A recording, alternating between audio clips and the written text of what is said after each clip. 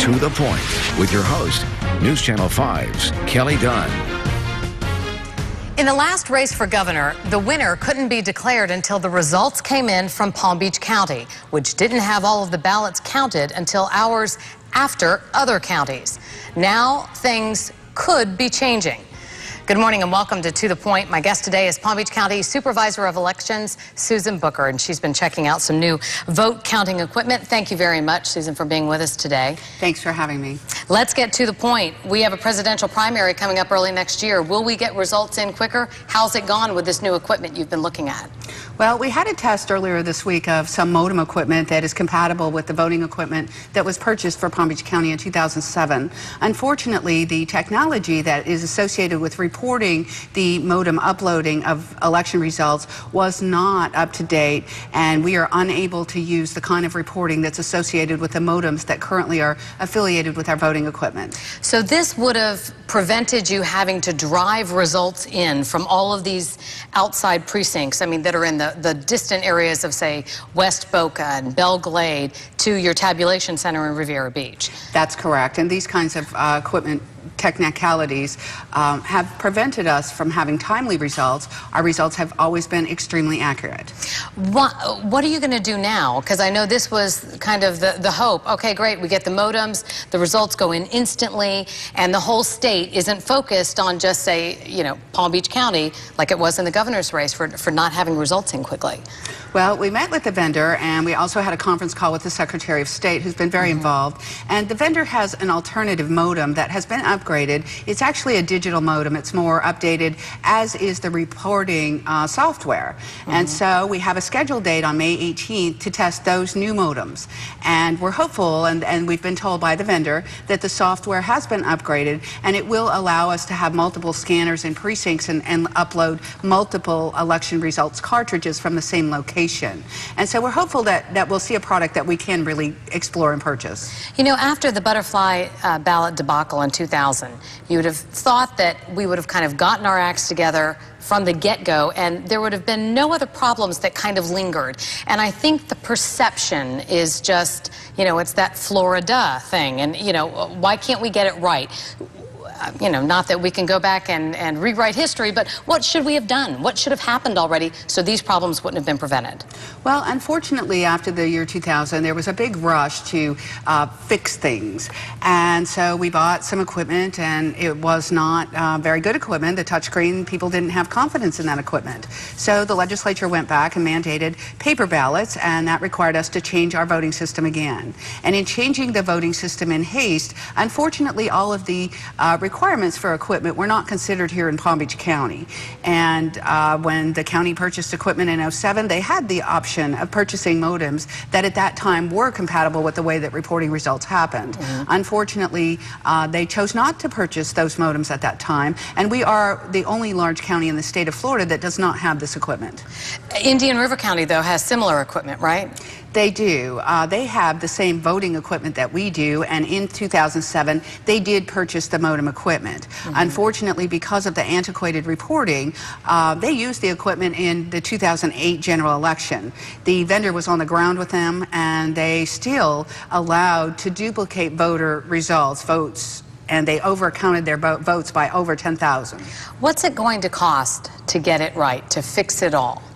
Well, the proposal that we looked at this week was going to be in the arena of about $800,000, and the kinds of modems that we are going to look at in May are a similar cost. And this should carry us through until there is a legislative requirement that we upgrade voting equipment by the year 2016 to meet the Americans with Disabilities Act. So if the modems, the digital modems that we're going to look at are appropriate and the reporting structure is proper, then this should bring us through until we have to purchase the new voting equipment for ADA. If the March 18th, or May 18th rather, you know, meeting doesn't go as well, if you're not satisfied with those modems, would you ever go back to touchscreen? I know you had talked about that after the election, right? Well, I think it was more a push by Commissioner Marcus. The touchscreens have been outlawed in the state of Florida except for the use of Americans with Disabilities, disabled voters. And the history of the touchscreens are quite colorful, and it would not be my recommendation to go back to touchscreens even if the law allowed it. You know, in 2012, obviously it's going to be a busy year with a presidential election, but also there will be redistricting. Yes. How is that going to affect the landscape for you as the Supervisor of Elections? Well, it will be a very busy year.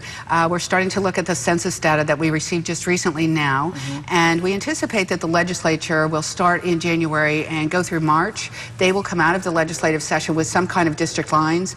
As is typical, we expect it probably to go to court until hopefully the first part of June. And we will scramble and be in a big hurry to make sure that we solidify the voting districts and solidify the new polling locations, and we will be ready to start qualifying candidates by mid-June.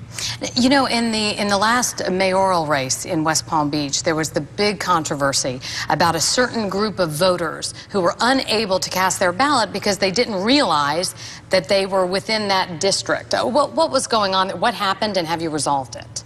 Well, we have resolved it, and what is required during municipal elections is that the city clerk is responsible for verifying the territory based on some data that we give them every December. Unfortunately, the city clerk was new, but we've discovered that this information had never been verified by the city over a number of years, at least 10 that we know of. And so we have worked with their GIS person, and they have verified their territory, and we in fact have made sure that all of the voters that should be in the city territory are in those boundaries. We contract with municipalities to conduct their election. It is their responsibility to solidify their data, and unfortunately they did not. During the gubernatorial race, there was also, I remember reporting on a box of 500 ballots that I believe were never counted. What happened in that situation? Those were ballots that we had to send to the canvassing board, and the canvassing board had to figure out the determination of the voter because the voters did not clearly indicate their intent to vote or which candidate they had. So we had duplicated those ballots, and that means printing a new ballot and putting their votes on that ballot and sending them out to be tabulated. Unfortunately, our chain of control broke down, and we have completely revised our chain of control, and we have a librarian on the floor, so when a box of ballots moves anywhere, you have to check them out and check them back in, and each person signs for those ballots. And so we did, I mean, obviously we discovered them in the process of doing an audit. We do an audit right after we put up the election results. Once the election results become public, we have a 3-phase audit, and that allowed us to catch the error and to correct it. You sit in the hot seat as Supervisor of Elections, especially in Palm Beach County. You know, what do you want to say to the voters out there who may, over the years, have lost some faith in the office? Well, I will tell you that we have a very dedicated crew of individuals who have worked for the Supervisor of Elections office for a very long time.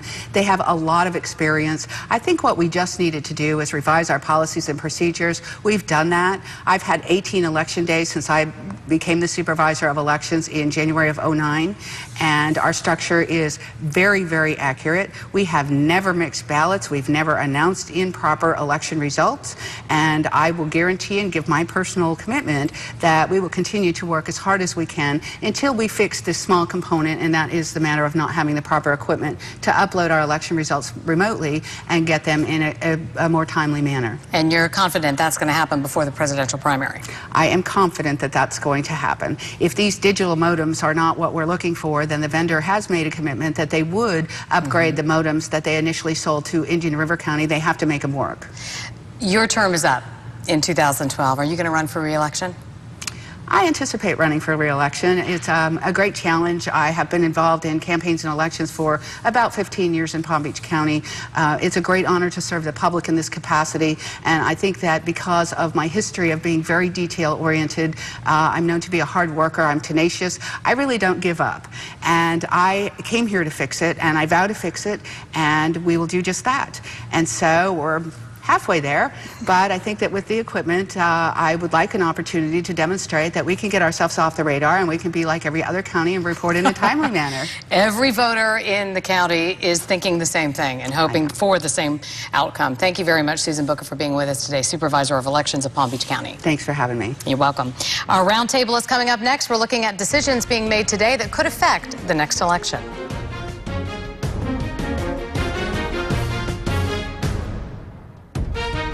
And now for our roundtable, we have Brian Crowley, the author of the Crowley Political Report, and Adam Playford today, a reporter for the Palm Beach Post, who has been covering the election supervisor's computer problems. Welcome to both of you. Thank you for being with us. Adam, let's start with you. First of all, what did you think about what the supervisor of elections said, and that these new modems they placed a lot of faith in didn't turn out to be the magic bullet?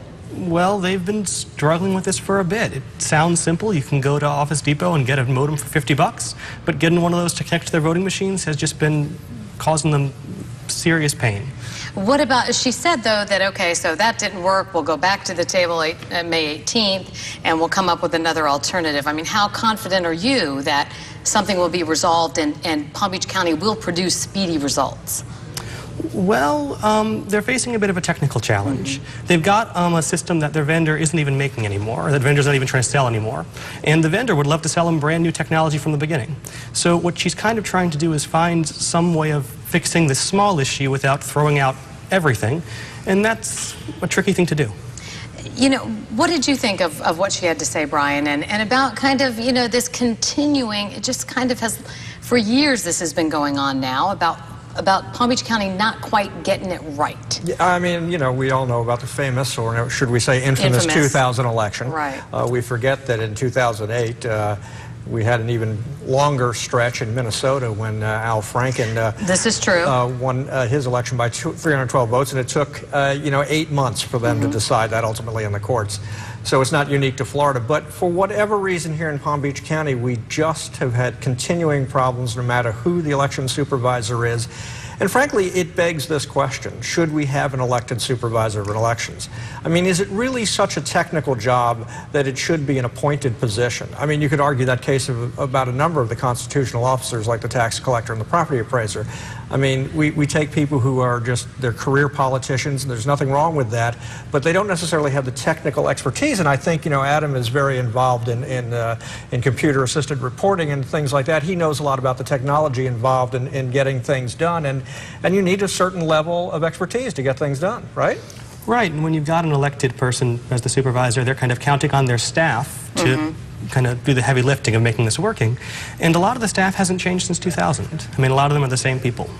You know, Adam and I were talking off camera, and we were listening as she was speaking about touchscreens. Right. Well, you know, as the world is moving into iPads and touchscreens are becoming rapidly becoming the predominant technology, it's a little odd to hear our county talking about, and the state for that matter, talking about, well, we're not really ready to deal with touchscreens. Well, that's, I think, always been part of the problem. They're always 1 or 2 steps behind in what's the latest technology.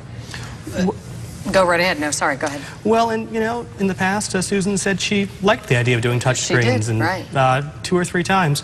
And what she said at that point, though not what she said today, is that most supervisors of elections, if you can kind of get them quietly and talk to them on the side and get rid of the politics, would say the same thing. Because when you're doing paper ballots, there's just so much paper, and there's so much movement of chads running around that it's a real challenge, technically. And if they can go to touch screens and just have everything on computer, it's a lot easier. It is a nonpartisan office, but I mean, do the Republicans and the Democrats look at it that way? No, absolutely not. They always look at any elected race, whether it's one of the other constitutional officers or city elections. They're always partisan. They may be nonpartisan on the ballot, but Democrats and the parties in particular, the leaders in particular, they're only going to support their party people, or Republicans are only going to support their party people. They're nonpartisan in name only. Is this one of those situations where you're only as good as your last election? So if things go well for the presidential primary, will that bode well for her being reelected? Well, former election supervisor Teresa Lepore and to some degree Arthur Anderson could both testify to the fact that poorly run elections have resulted in them losing office. Look, I mean, in a day and age where I can do online banking, I can pay my income taxes online, all securely, I don't understand why this state isn't becoming a front runner in allowing people to vote online. I absolutely refuse to believe that it can't be done securely. I'm actually an absentee voter and enjoy that quite well. I really do, and I think... Which you could also do online. Yeah, this is true, but a lot of people are going towards absentee and that sort of thing, and making sure that they get their vote in and that it's counted and it counts. All right, moving on. Some local unions put up a fight, but despite the protest, they end up on the losing side. Why did it happen?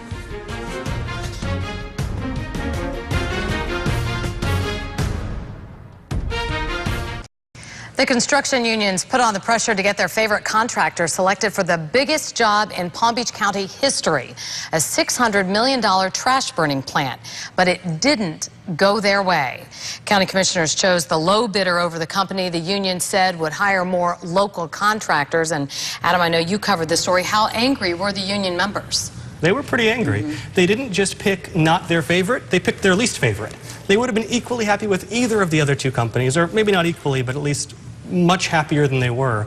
The company they picked works with the construction firm is a company they've feuded with, and about a year ago had something where they were bringing in a lot of their workers from out of state for a local project, and they're angry. So with that much opposition, what swayed them?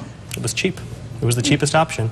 And it was ranked third technically of the three, but they were pretty close. I mean, it wasn't a huge gap, and the commission felt that they couldn't afford to, give a $100 million difference to making the unions happy. And the company was saying there were so many unskilled versus skilled workers that would be hired, and that was really the sticking point, right? That's part of it. All the companies had to say what percentage of unskilled workers would be hired and what percentage of skilled workers would be hired. And this company did promise to hire more unskilled workers than anyone else.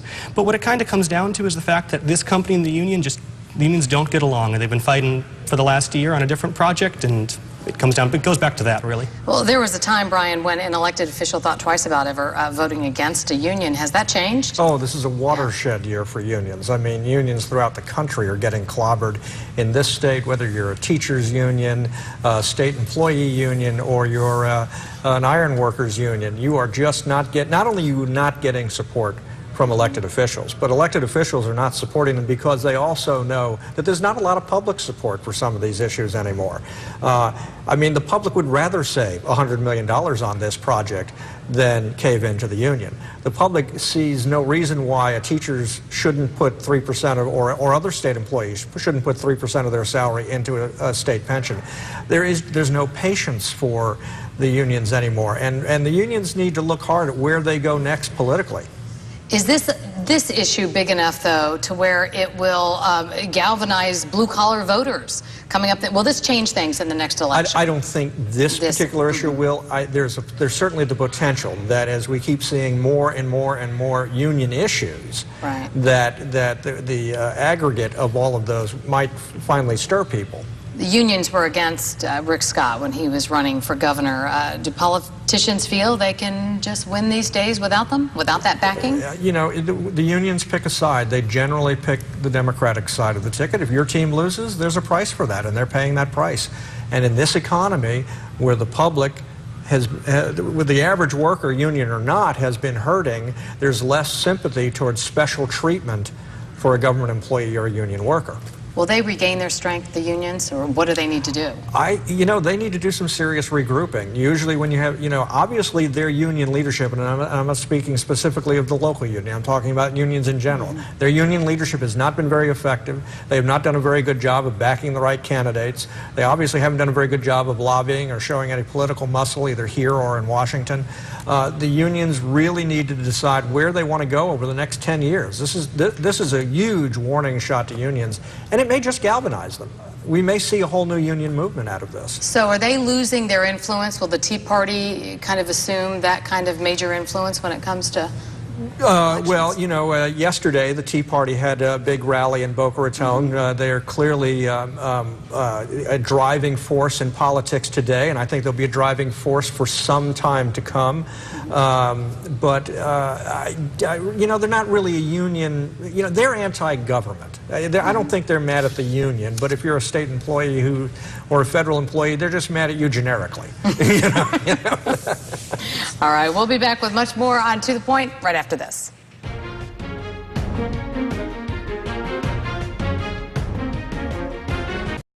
And before we wrap it up, as we like to end with our Crowley closer, as it is affectionately called, Brian, you have the last word. Well, many people may not realize this, but we're just 10 months away from the Florida presidential primary. And in between now and then, we've got a big presidential preference vote this summer at the GOP state convention. We have a big national televised debate in September. And we, of course, have Florida's favorite son running for president, perhaps Donald Trump. Will Mar-a-Lago be the Southern White House? It's going to be interesting. We have 10 months. Okay, we have plenty to talk about right here, Sunday mornings at 10 o'clock. Thank you, Brian Crowley. Thank you, Adam Playford from the Palm Beach Post, for being with us today. And thank you for spending time with us on To The Point. Have a terrific Sunday. If you have a comment about the show, let us know by going to WPTV.com and clicking on the political link. Have a great day.